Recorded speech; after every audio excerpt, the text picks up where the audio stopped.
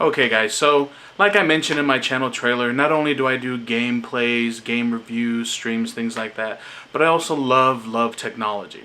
And today we're going to take a look at a product that I have some doubts and some positivities that I like to share with you guys about it. And the product that we're going to look at is a mug that I showed off to you guys a couple weeks ago, and that's the Ember mug.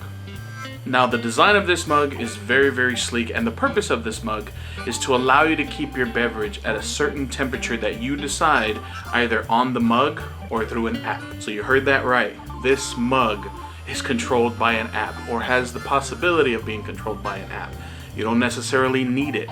So for those of you who may not have a smartphone, you can still use this mug because you can do everything that you can in the app right on the mug itself. So a quick overview of the mug. It says it holds 12 ounces. I personally put in 10 and a little bit for creamer. But if you drink your coffee black, you should be able to hold up to 12 ounces in this mug. Now it's a very sleek, very soft, if that makes sense, really minimal design. Has a kind of like a 360 lid that pretty much wherever you start to drink, liquid will come out. It's got a little logo there, very minimalistic. And the way you turn it on is you hold down the logo and it says hello, and then it says my name. You can program this to say anything you want. I have it currently saying my name, but like I said, the app you can use to program that. Now that is where the app will come in handy, because if not, it'll just say hello. And basically what you do is, right now it says cold because there's nothing in here. And then you can turn the knob at the bottom, which allows you to set the temperature. Now I usually like to drink my coffee at about 125, 126 degrees. Now I'm going to get to that here in a bit, because this is going to be important if this mug is for you, so you might want to pay attention. So if you push it, it says it's cold because obviously there's nothing in it. You push the Ember logo again, it'll say your name, and then it keeps saying that because there's nothing in here, so the mug isn't going to set the temperature because there's no liquid in there. Once there's liquid in there, you can set the controls to the amount of temperature that you want, and then just set it down and it'll automatically set to that temperature. Now depending on how hot the liquid is, it could take some time to get there. Now the way you charge this thing is on a base plate. Now in the packaging, when you purchase this item, it comes with one base plate. Like, keep that in mind, because we're going to talk about why that's important and why that could possibly be a problem down the road. Now this mug is great for travel, it's great for overall usage. Where it falls short is what type of coffee drinker you are. Let me explain. So if you're the type of person that loves a scalding hot cup of coffee, then this mug sadly will not be for you. And the reason why I say that is because this mug offers a 2-hour battery life. According to the website, according to Ember's website, you should be able to get 2 hours of battery from this mug. Now what I have found, with my temperature of about 125, 126, I can get to that 2 hours, sometimes even exceed it. There's been times that I'm drinking some green tea in here and it's been about 2.5 hours and it's got very little juice. I checked the app, it's got about 12-13%, which is great. But as I mentioned, I don't prefer my drinks scalding hot. Some people do. My wife, she's the type that really likes her coffee super hot. So for her, this mug would probably only last about 30-45 minutes. If you see some of the negative reviews, it's based off of this issue. The battery of 2 hours really is only at a certain temperature. So you need to keep that in mind if you're interested in this mug. Now at the intro, I mentioned that I possibly would not have bought this product had it not been for gift cards. And that is still true. This thing retails for $149.99. However, at my local Starbucks during the holiday season, they were offering it for $119.99, so a little bit of a discount. And a little bit after Christmas, I had tallied up all my gift cards and I ended up with quite a few dollars at Starbucks, almost $100. So essentially, I came out of pocket on this thing a little over 20 bucks. So that's a great deal on this mug, and I would definitely buy it again if I was in the same situation.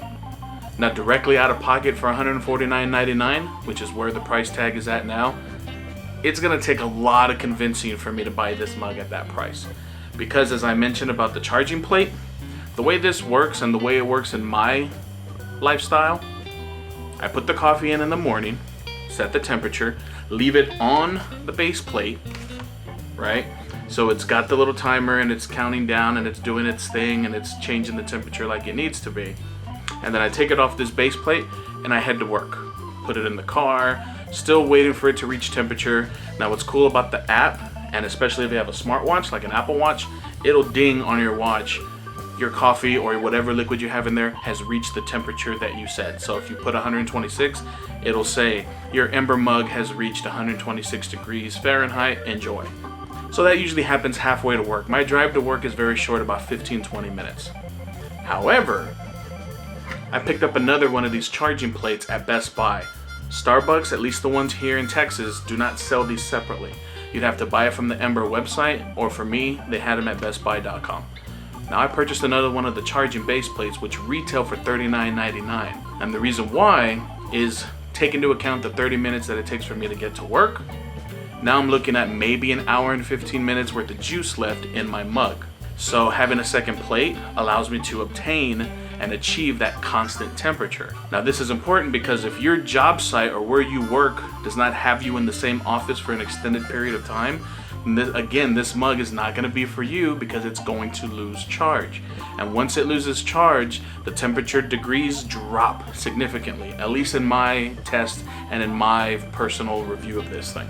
So keep that in mind. I wanted to show you this mug and I wanted to give you the ups and the downs so that way you can make an informed decision on if this mug is right for you.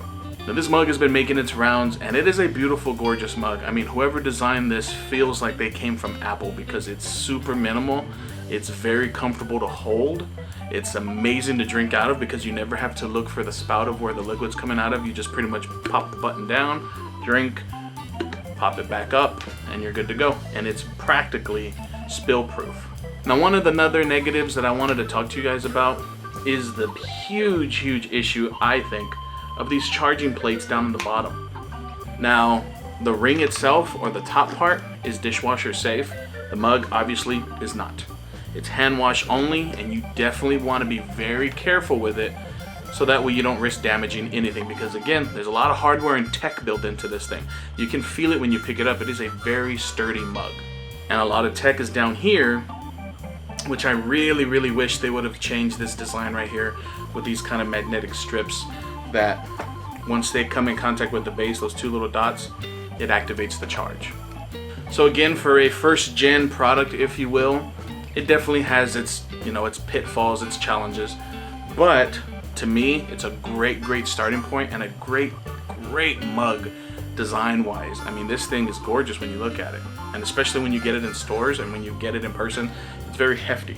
So once again, guys, the Ember mug. Now this is the Ember travel mug. Now they also have an Ember ceramic mug. It's a white mug that looks almost like just a general coffee house mug, but it has those same charging pins on the bottom, which for me can be a big negative, especially if you don't dry the bottom and put it right on the charging port or the charging plate.